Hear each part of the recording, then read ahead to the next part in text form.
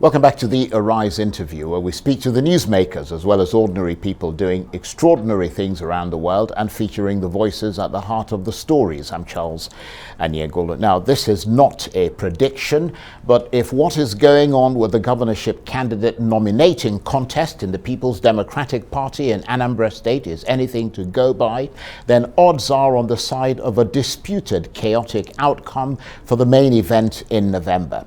It started, as it always does, with a winning candidate in the PDP primaries, Valentine Ozigbo, after a two-pronged, factionalized process which eventually led to the endorsement of Mr. Ozigbo by the party leadership. But then came court action by the candidate who emerged as the winner of the other faction's primaries, Ugochukwu Uba, and a court order restraining Mr. Ozigbo from parading himself as the PDP governorship candidate in Anambra State, pending the final determination of the suit brought by Mr. Uba to nullify the parallel Congress in which Mr. Ozigbo emerged as winner. And now, to add to the confusion, another court order has emerged today, apparently declining to renew the order granted Mr. Uba, which on the face of it suggests that Mr. Ozigbo remains the recognized candidate for the governorship election in November. But given the muddy waters of Nigerian politics, could there be yet another sting in the tail in this primaries saga? Well, for more on this, I'm joined now in the studio by the lawyer, public affairs analyst, and member of the People's Democratic Party, Ilemona Onoja. Thank you very much indeed for coming in. Thank you very much for having me, Charles. So what exactly is going on in the PDP in Anambra State? There seem to be lots of issues dogging the primaries there, and now it's ended up in court, and now there's a new development to that. Tell us more. I think the issues that revolve around the PDP primaries in Anambra are pretty straightforward. We've had not only clarities with the position of the Electoral Act, the position of the Supreme Court in a plethora of cases, the position of the PDP Constitution, and then the other issues that followed. I think it's really straightforward. I will not presume to take away or detract from the rights of any individuals who are members of the political party to approach a court to say, you know, our rights are being infringed, or our rights are, under the threat of being infringed on, and so we're asking for adjudication from the courts. What I think is incumbent in the situation is for the judicial arm of government, for the court system, to say that following the determination of the Supreme Court in a large number of cases, this is really very straightforward, and that there are no claims that you have a right to make before us. But obviously, before you get to the stage of getting to court, something led to the court process. And the issue is that the primaries that were conducted, there were two different factions conducting primaries. I mean, for people looking in, it's a bit like, how on earth, how can things in an organized political party come across as so chaotic and, factional? I mean, why isn't it possible to have a primary process that is a concerted primary process rather than a dissipated one? I will answer that question first by saying the basis of politics in any country in the world, anywhere in the world, the very basis of politics is disagreement. The very basis that we disagree, or that we're trying to, is agreement or disagreement, whichever way you want. No, but that's not the issue here. I'm going to come there. Right? Is that we're trying to get to agree on a course of action, and then the responsibility is on, say for instance, the judiciary to ensure that things are done within the ambit of the law. The issue here, and to distill that issue very quickly, is whether or not a state executive council or committee has the right to conduct political primaries in the political party and submit names to INEC. Our Supreme Court has determined that, and it said, no, you don't have that right.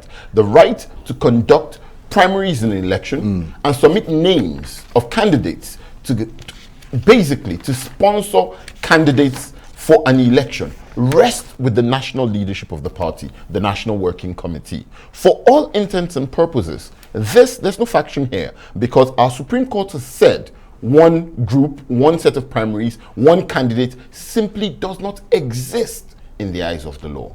all the way up to the Supreme Court. It says so in our Electoral Act. It says so in a plethora of decisions given by the Supreme Court. Here what we have are people who are going outside of the ambit of the law, outside of the ambit of decisions given by the Supreme Court to create chaos where ordinarily... So how were they then able, and perhaps you can enlighten us because you're a lawyer, how were they then able to obtain a court order restraining, in other words, justification, legal justification for a court order that restrained Mr. Ozigbo from parading himself as a candidate pending the settlement of whatever grievance that the party had within the court system? You see what I mean? That's what I'm trying to understand. What you mean. Because if there is a precedent set by the Supreme Court, why would the High Court then allow this sort of thing to happen? It raises a lot of questions in my mind as well. Primarily because there's actually a provision in the Electoral Act that says that no court ought to be able to restrain any part of the electoral processes pending the determination of a suit before it. So don't show up the night before an election or the night before a primary to say, you can't do that. There's an actual section, I think it is section 87, subsection 11 of the Electoral Act that says that courts can do that. There's a whole constitutional conversation there, but that's not where I'm going to. It exists at the moment.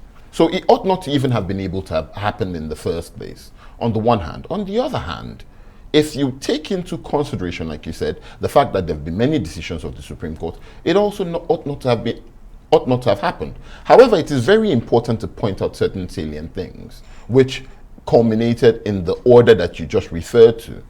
The order in itself was an interim order. An interim order going by... It expires after a while. By Order 40 of our High Court rules, it has a 7-day lifespan. Right. And it is only for the purpose of the court being able to say, everybody hold on until this matter is brought properly before me. An interim order is typically granted ex parte. That means after having listened to one party. Now they've gone back at the expiration of the 7-day period, they've gone back to the courts and said, renew the order. And the court, becoming aware of, there are many moving parts to this, has refused to vacate that order. More likely than not, what has happened is that it has been brought to the attention of the judge that, hold on, there are many Supreme Court cases and that the Electoral Act restrains you from taking the actions that you have just taken. More likely than not, and I don't presume to cast any aspersion on his lordship's judgment or the reasoning behind his granting that order in the first place. Right. However, having said that, it has a 7-day lifespan. The court has refused to renew that order. It gives you an inkling into what that thinking is, the realization that, hold on, I ought not have given this in the first place. Right. So in terms of the judicial process, what happens next? I mean, because what has happened is that the judge has refused to renew that interim order, but he hasn't made any other comments about any other aspects of the case. So what happens next? We run a system of judicial precedent in our legal system where a lower court is bound by the decisions of the superior court. I think if you want a specific constitutional citation, I think you'll be talking section 287 of the Constitution. However, in practice and over the years, what we have is that a lower court is bound by the decisions to follow on legal principles to follow the decision of the Supreme Court. And the decision here, the principle applicable here, the issue applicable here, distillable here is, can a state executive committee of a political party purport to organize primaries for the purposes of nominating candidates and sponsoring candidates to elections? That has been a very easily, it's been resolved several times, including involving elections from the self-same Anambra State. So from a legal perspective, it's pretty easy to predict what the outcome of that suit is going to be. And the cases that have been decided, not 1, not 2, not 10. So it's very easy to predict what the decision of that court is going to be. Like, no, you cannot do this. You don't have the rights, you don't have the authority, you don't have the powers. We're not even going to have any conversation about the validity or the legality of that state executive committee in the first place. Because, I mean, if we open that door, there's a whole gamut of cases that show that, I mean, having been with another state executive committee having been validly affirmed and upheld by the by a federal high court in 2017, there's no way another court of coordinate jurisdiction, another high court, should be nullifying that. That should only have come from a superior court, maybe the Court of Appeal or the Supreme Court. Let's not even go there. Yeah, but that's an important thing for the public to understand. What is your sense and your interpretation of why these things are happening?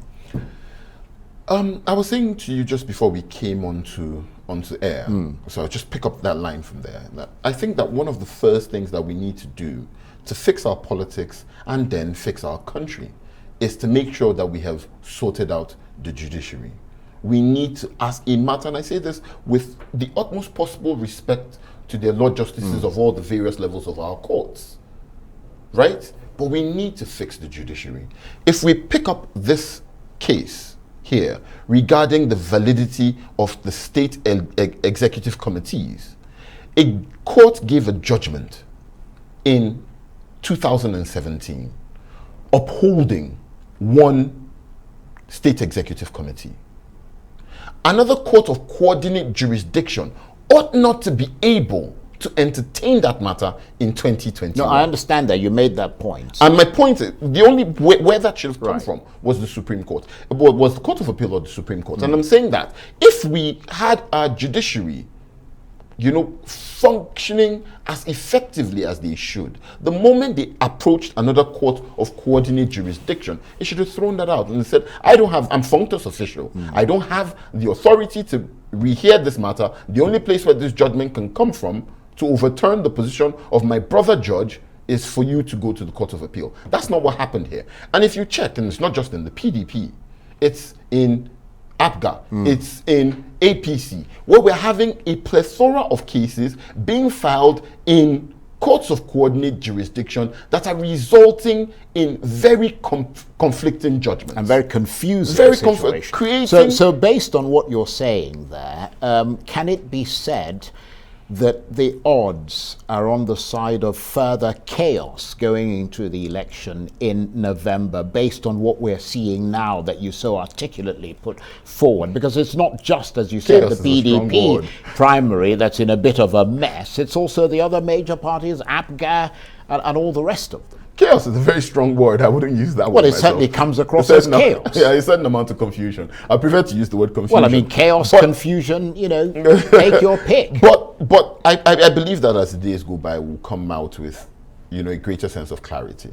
I know for a fact, and I know this, and I know that the law is on his side, the facts are on his side, when we say that Valentine Osigbo is the validly nominated candidate of the PDP.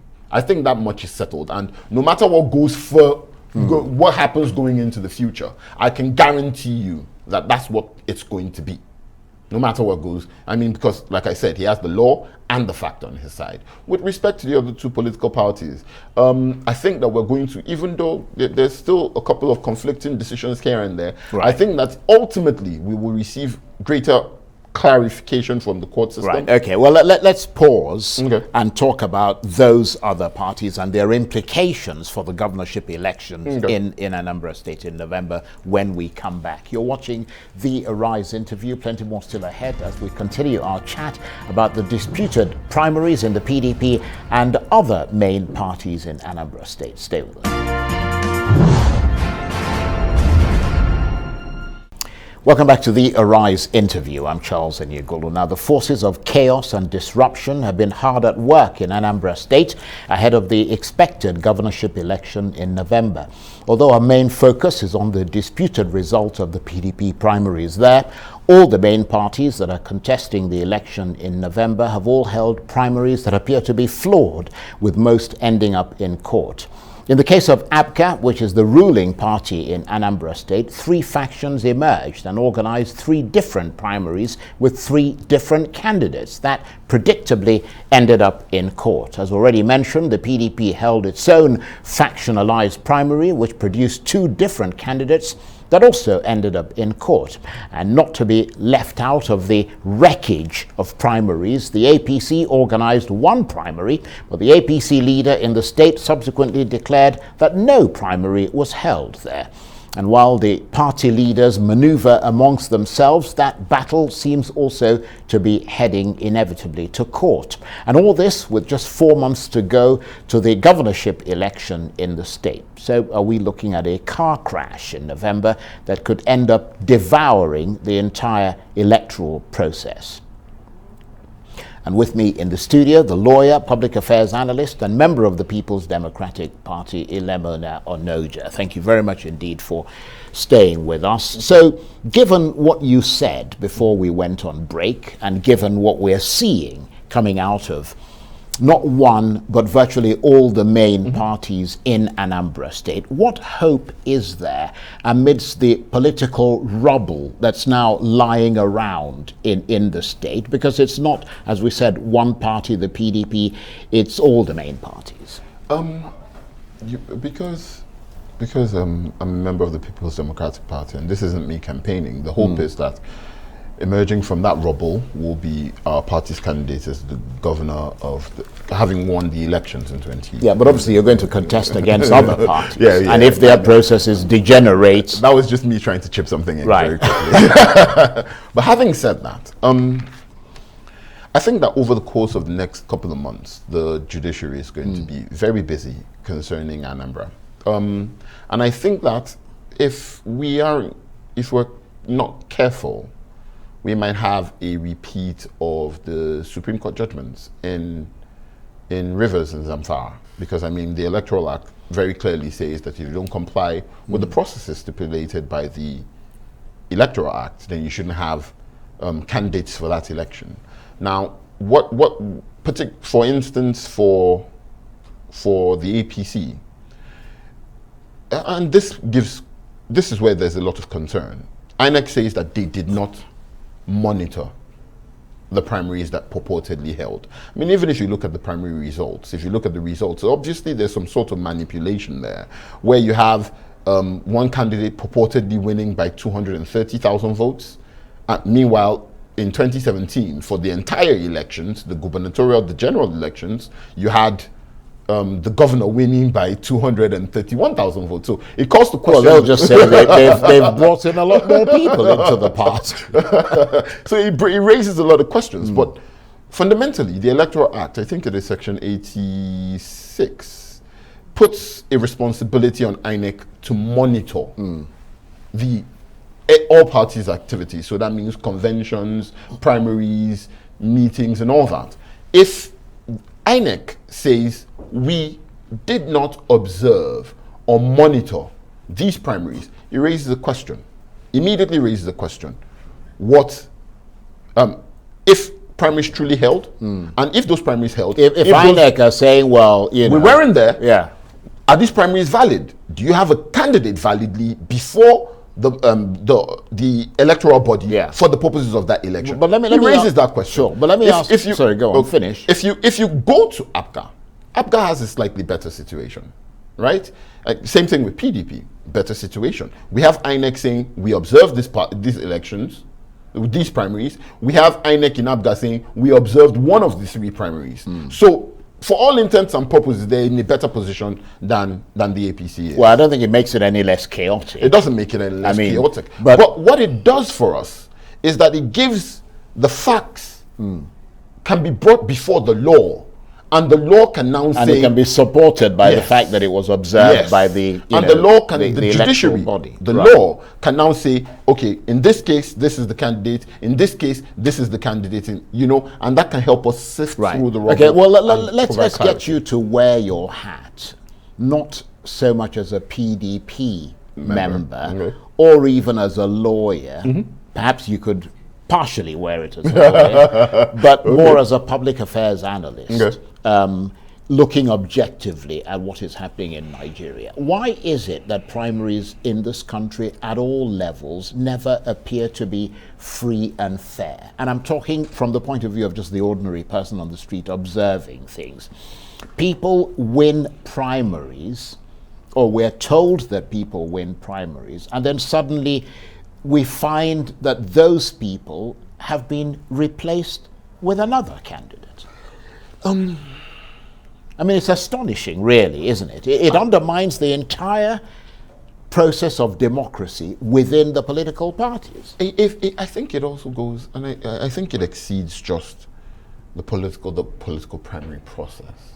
I think it's the nature of Nigerian politics. Yeah, but that's where it starts. I mean, it moves from there into the election. There's so much. In Nigeria, power is often viewed not as a journey, a tool for a journey to improve the lives of many of the, as many of the Nigerian people as possible. Instead, it's looked at as a destination in itself. And people will do anything, quite literally, to get to that destination. I think that there's a slipshod, there's a very base level understanding of power and its uses to affect the lives of Nigerian people, such that the aspirations are very different. If you speak elsewhere, you see people have very strong discussions with you about what they want to use power for.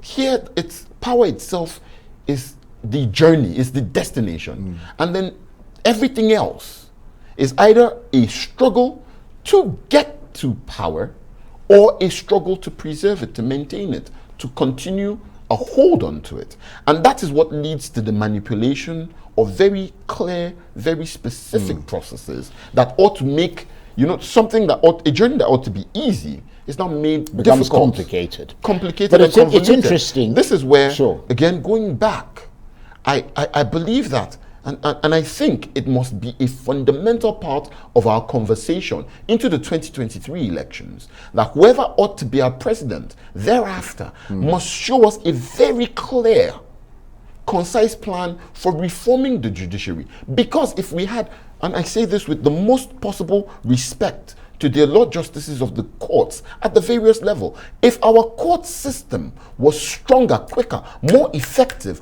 we will have a speedier dispensation of justice, which will make it more difficult for these things to happen, these manipulations about which you complain and which you refer to as chaotic, will make it more difficult for them to happen. Okay, well that's a very interesting point. But it's also interesting, isn't it, that Anambra State is quite unique in Nigeria because it's got a ruling party, APGA, that's not one of the two major parties in Nigeria. It's not the PDP or the APC. APGA is basically an Anambra party.